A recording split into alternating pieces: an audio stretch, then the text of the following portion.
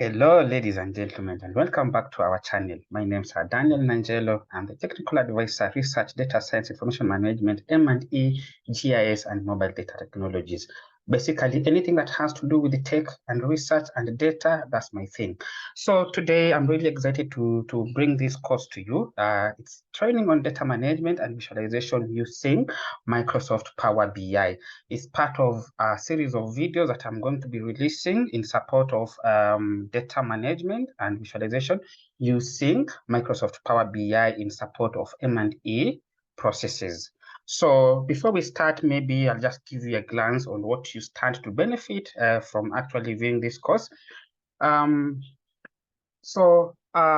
course, one of the things, one of the rationale that thought that was important was that this course is basically designed on to cover aspects of data management, visualization, and reporting using Microsoft Power BI. All right. It is actually designed to equip participants with the essential skills and knowledge to effectively manage, visualize, and report data using Power BI. So participants will learn how to transform raw data into meaningful insights, create interactive visualization, and generate insightful reports for data-driven decision-making. So the course actually combines theoretical concepts with practical hands-on exercises to ensure a comprehensive understanding of Power BI's capabilities. So if you are we have intended it to capture 5 days. And if you are among these people, then you might want to consider taking this course. So if you are data analyst, business intelligence professional, data managers, reporting professionals, or anyone interested in learning Power BI for data management, visualization, and reporting. So one of the things that you're going to learn, or one of the objectives, is that at the end of this course, you're going to be able to understand the fundamentals of data management, visualization, and reporting.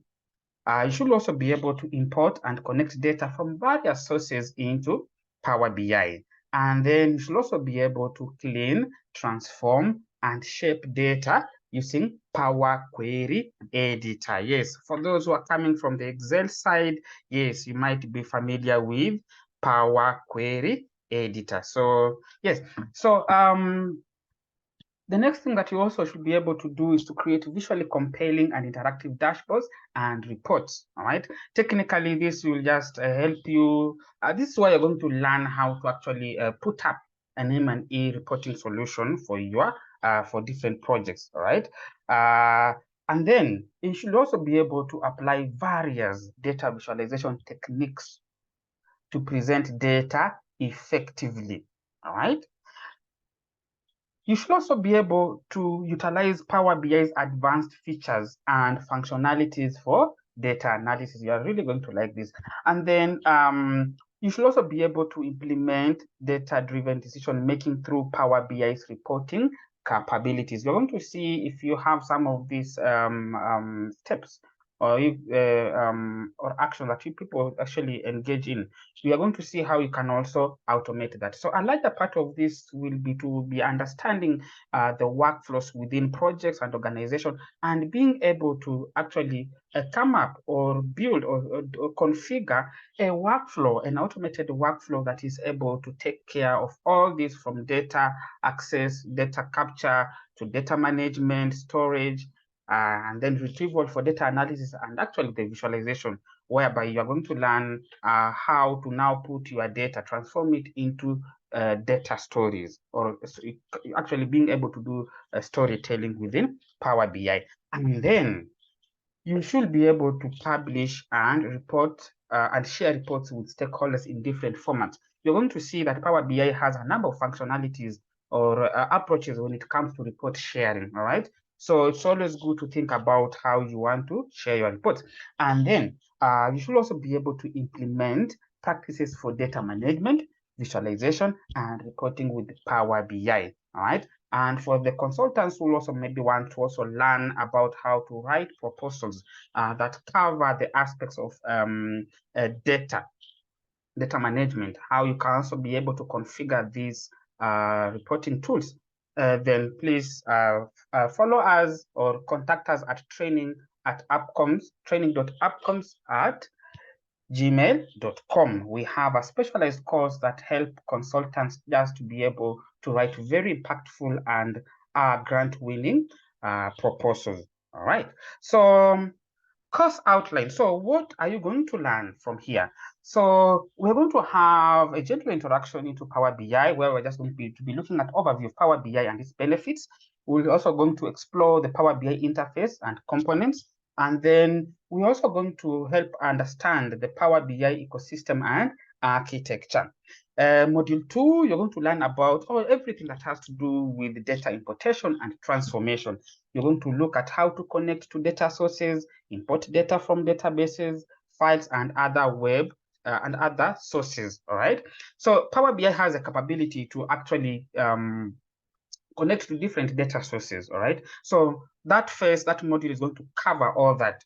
If you have data sitting in ODK, if you have data sitting in Survey CTO, if you have data sitting in Honor, data sitting in Google Sheets, you have these office systems like SharePoint. We're also going to see how you can connect to Google Drive or SharePoint, OneDrive. Just mention anything, although we might not be able to cover everything here, but we are also going just to look at the most common ones. So we're going to be able to look at SharePoint. We're going to start with SharePoint, and then we are going to go to Google Drive, and then we're going to go to OneDrive. We're also going to see how you can connect your Power BI reporting ecosystem in support of M&E services with your data collection platforms like ODK. All right. Yes. Any ODK platform, it doesn't matter which one it is, whether it's Kobo Toolbox, Survey 123, Survey CTO, yeah, and even if you have Google Forms, all right, and also Microsoft Forms, how can we also interlink this with our reporting ecosystem? And then the third module, we're going to look at data modeling and relationships. This is how we this is now the real deal, all right? We usually say that don't just analyze, don't just create reports, but build a very good data model, all right? So it's as an area that people have been having issues, but we're also going to see how the different things that you need to know to consider while you are configuring your data model. So you should be able to understand data modeling concepts in Power BI, create relations between tables, implement calculated columns and measures, which are actually the building blocks, which are actually the main engine behind you interacting with Power BI. All right. Now, after you have your data model, we're going to see now visualization and interactivity. All right. So here we're going to look at creating and formatting visualizations, things like chart, tables, maps. All right. How you can also implement interactive features like drill through, filtering, tooltips. All right. And the list is endless. You can also look at how you can also, while also at this, you're also going to see things like bookmarks, page navigators. We also want to look at things like parameters. How do we actually work with this? Either you can work with a single technique or a combination of different techniques to really build a very interactive dashboard or reporting ecosystem inside using Power BI. Number 5, advanced analytics and insights. All right, here we're going now to dig deeper, all right, into implementing advanced analytics using DAX expression. DAX is a language. Is a language that controls how Power BI works. All right, we use it for data analysis, not only data analysis, but also to control other functionalities inside Power BI. If you've ever worked with Power BI before, you can see that there's a lot of automation, all right? Now, that automation is made possible using Power BI. We usually say for those advanced users, you can build an entire ecosystem. If you are a data scientist, if you're a data analyst, if you're a data engineer, there are so many things that Power BI brings at your disposal that helps you build very powerful and interactive reports. And all this is usually supported by DAX.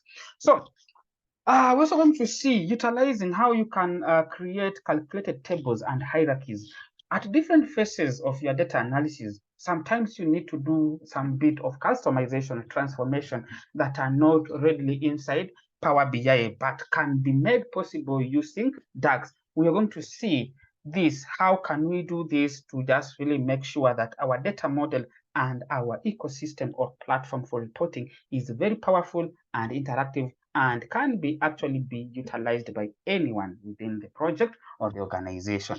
All right.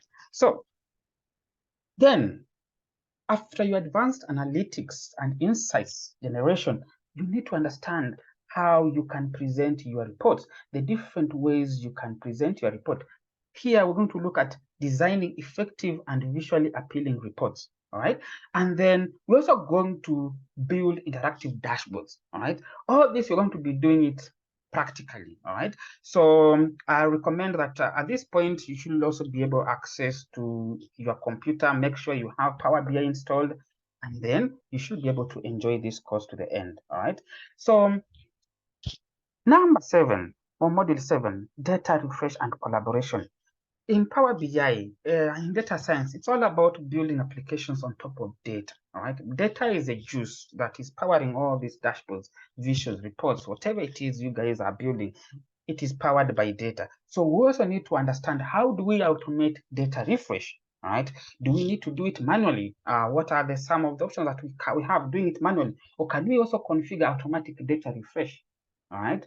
Yes, we're going to learn all this, configuring data refresh options, sharing reports with colleagues and stakeholders, collaborating on reports using Power BI's collaboration features. I'm telling you, it's a new technology that has been here, but is actually it's one of the platforms that is being rapidly developed. And you can see even Microsoft has actually released a new solution. It's called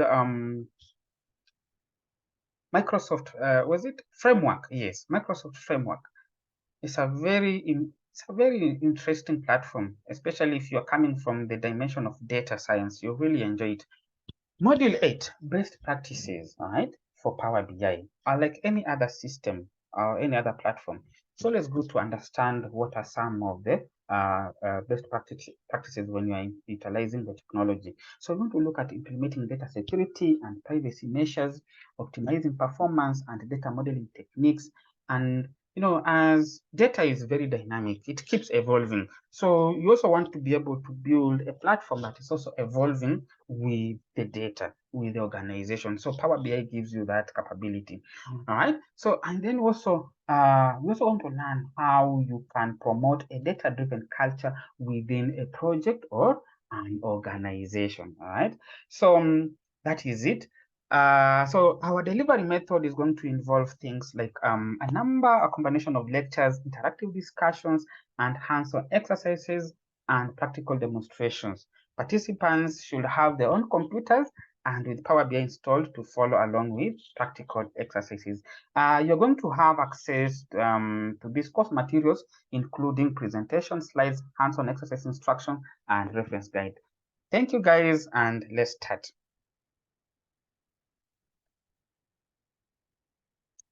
All right. So at the end of this, we should be able to build a solution, all right, in support of M&E. And this is what we're going to build. Maybe I'll just give you a very quick overview of the different functionalities and just overview of this tool that we're going to be building, so that you have a very good understanding of what we intend to accomplish at the end of the day.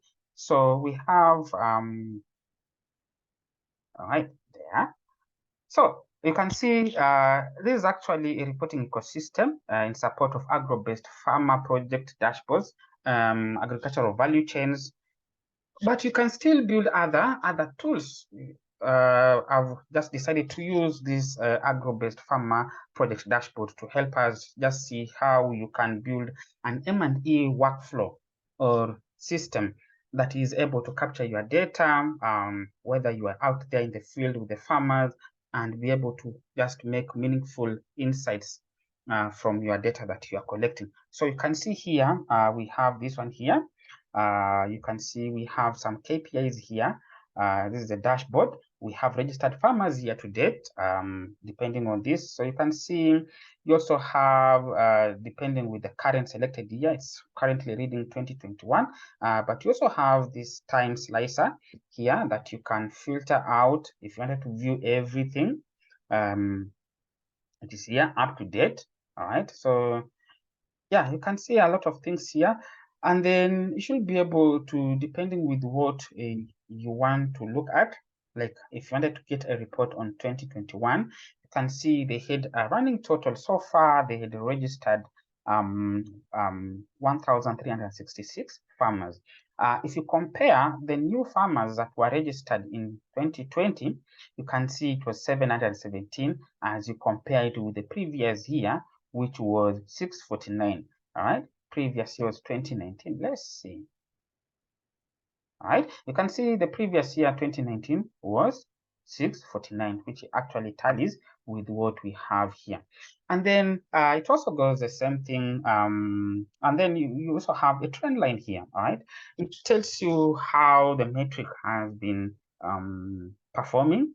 All right, depending, you can see we had here January 2020, farmers were here were 1, and then in May it was 88. So there it is. All right, good. Right, so we're going to see how you can actually configure this, right? So we also have here main crop farm size year to date, all right? Same thing, you can see new registered farms. The total acreage was 365. Same thing, we also have a trend line of depending with how they were registering these farmers and together with the as the farmer's head. And then we have main crop plants. So these are the different value chain that were involved. You can see we have productive plants and then we have non-productive plants. So this was depending year to date, they have up to a million, over a million, all right? And then you can see also the trend line. So you can see in terms of main crops, something has been happening in 2020. It has actually been going down, all right? It has been going down. So you might want to find out why our crops going down. Is it that maybe they are not? But you can see in terms of farmers, the trend is not that bad, okay? Although it has a slight decline. Also in the number of acres also has a slight decline, and also in the number of main crops also has a very huge decline. All right, so that is it. So you can switch in between the different years just to get insights on what has been going over time. Now, for some reason in 2022, there has been an increase, all right? An increase in the number of main crop plants, all right? So let me just take it back to 2022. And then we have the second part here, all right? You can see we have this parameter here. You're able to get your report. So you need to first maybe pick, depending with what you want to pick on. You have the district here, you have the parish, you have the gender, marital status, and then you have these two charts here or graphs here that help you. If you pick parish, you can see that this is by parish, all right? You can still pick by district, all right? And you can see it's filtering it out by district, right? And then we have these measures here. So technically, these are just dimensions, and then these are measures, all right? So you can see it's able to report based on farmers, based on farm size. Okay, you can see here in terms of acreage it's there, and also in terms of total main crops that has been disaggregated based on how I've picked the parameter here. All right, you can switch that to village, sorry, to parish. You can see it's very dynamic. You can see it's not changing anything. It's just utilizing this same space, but to report on quite a different number of things. And then you can see we also have things like village. All right. If you wanted to get a disaggregation by gender, all right, there you are. Marital status. All right. We also have main crops, which are actually the value chain that we are trying to look at. Right, you can see that currently pineapple has the most number of main crops. All right, followed by coffee Arabica and vanilla for 2020, for the year 2020.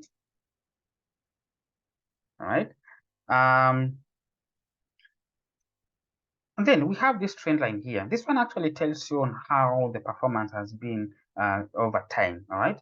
Like for example, if we come to pineapple here, all right, this is our main okay, based on this matrix. If you wanted to really understand what has been the trend for pineapple, you can actually click on this bar here, and it's going to filter down your report here. All right.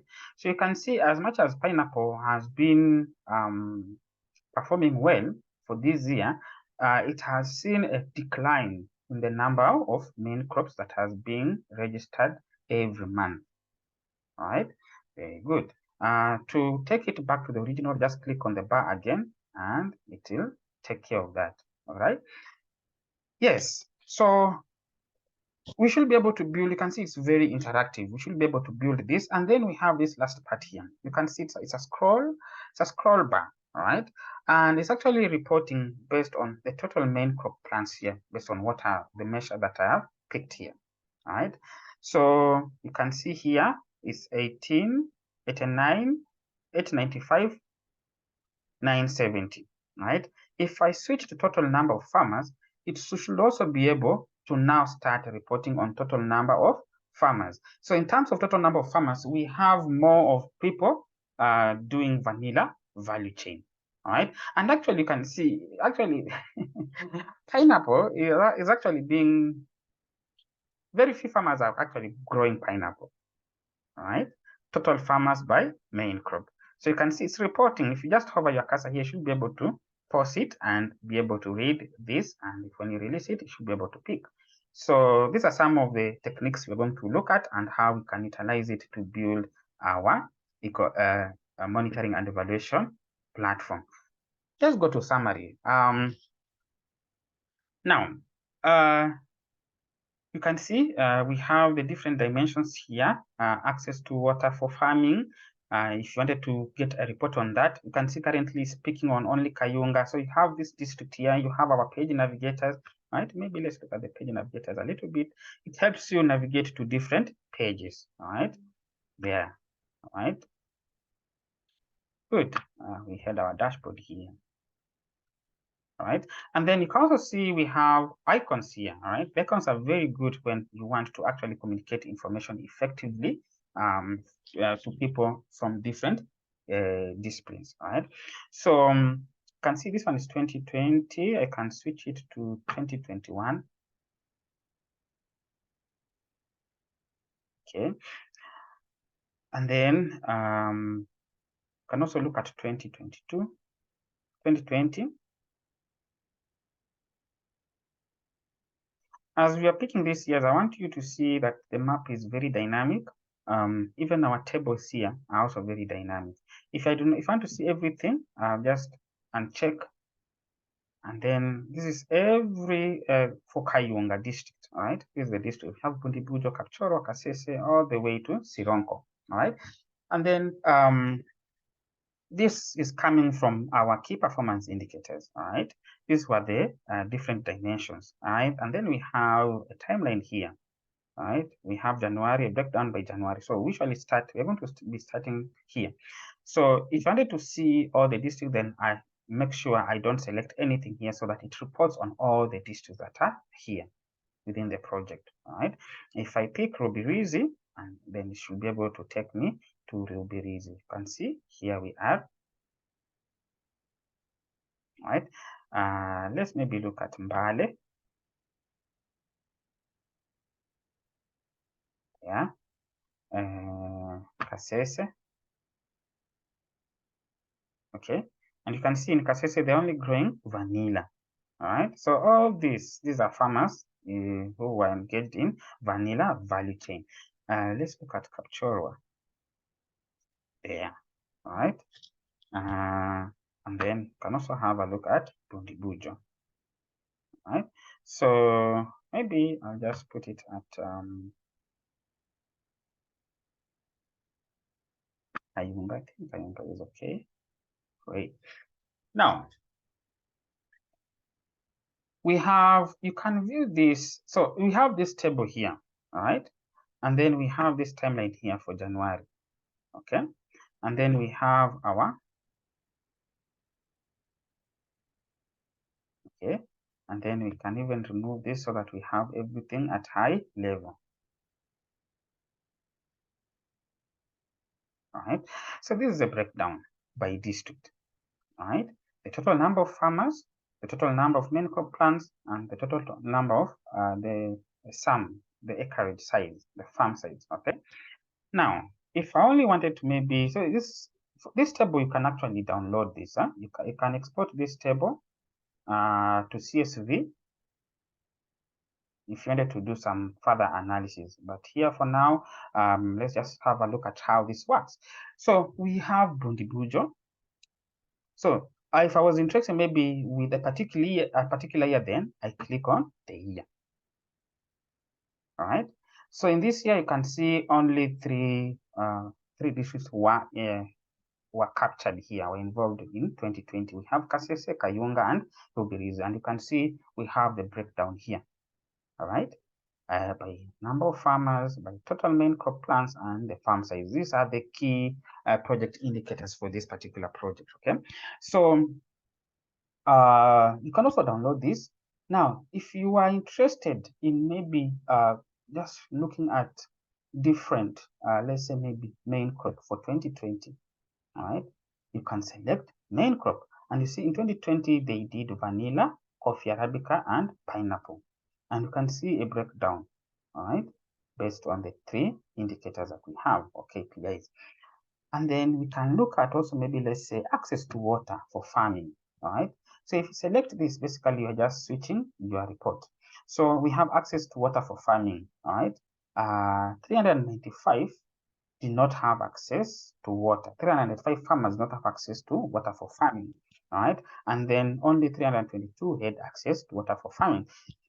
And then we can see where they do not have access to water for farming, how many plants were affected, all right? And then you can also see how many plants were benefiting from access of water. And then you can also see the acreage of farms where they don't have access to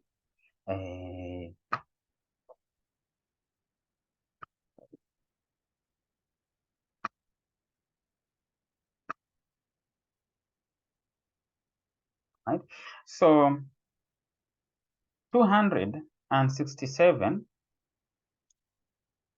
acres have no access to water for the year 2020. All right, let's see in the year 2021. Did the story change? Yes, the story changed. We now have more farmers having access to water, right? And then those who don't have access to water, the number is also going down. And you can also see the number of main crops that don't have access to water for farming is also going down. And then we're also reducing the number, the farm size that don't have access to water. You can see the number is also going down. All right. Yes. So that is it. And you can also look at the use of organic fertilizer. All right. Let me switch it maybe back to 2020. So by 2020, how many farmers? All right. You can see here, coffee has a breakdown by 2020. All right.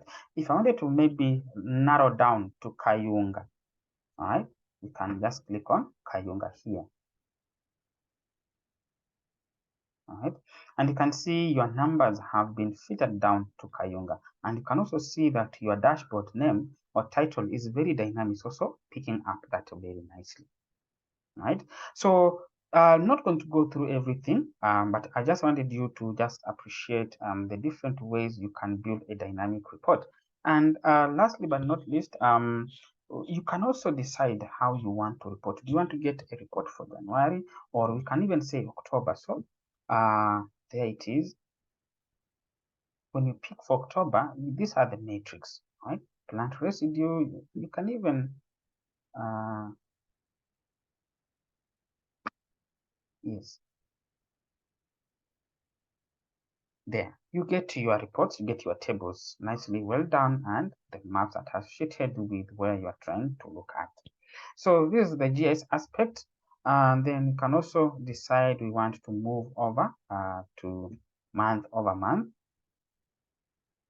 All right. So for those who want to look at month over month analysis, here it is. You can actually, this one is total farmers, total main crops, and total plants. So for total farmers, we have this table, this map here, and also we have this column chart here. And then we have our month slicer here. All right. We also have our district slicer here. So this one is reporting for all the years. All right. So, but we should be able to narrow down by January, by month. All right. And then you can see here, it's comparing. In April 2021, it was 96. When it came to 2022, the number had increased. So, total farmers by month here, you can see the number has increased. All right. And then you can switch this to even total main crop plants. Okay. You can see now this one is total main crop plants. You can see in April 2021, they had more plants, but for some reason, this number of plants is reducing. All right. Yes.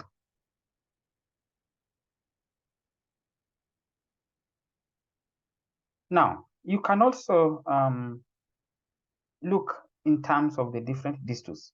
Like if I pick Kasese,